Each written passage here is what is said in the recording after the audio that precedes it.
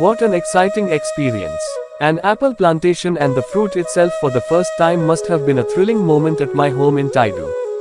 Jhum cultivation, also known as shifting cultivation, has been a traditional agricultural practice in Tripura for centuries, particularly among the indigenous tribal communities. This form of farming is deeply rooted in the socio-cultural and economic life of the indigenous people of Tripura. Historical background 1. Ancient practice. Jhum cultivation has been practiced in Tripura since ancient times by various tribal groups, such as the Reang, Chakma, Jamatia, Halam, and Tripuri. It was an integral part of their livelihood, sustaining their communities for generations.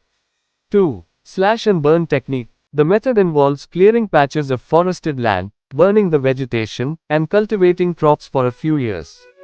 After the soil fertility declines, the farmers move to a new patch of land, allowing the old one to regenerate.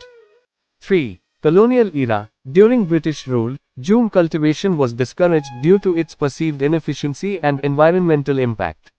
The British administration attempted to introduce settled agriculture and levied taxes on shifting cultivators.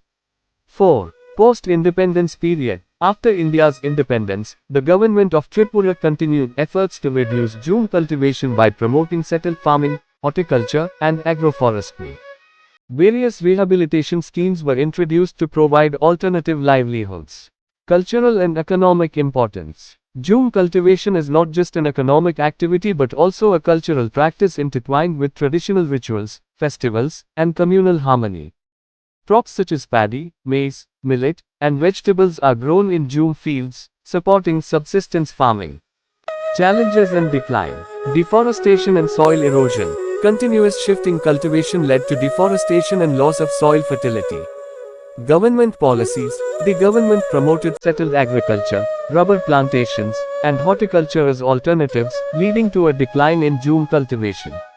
Livelihood shift. Many Jhum cultivators have gradually moved to settled farming, wage labor, or government rehabilitation programs. Present scenario. While Jhum cultivation has declined in Tripura, some tribal communities still practice it in remote hilly areas. The government has introduced various schemes to balance traditional practices with sustainable agricultural methods.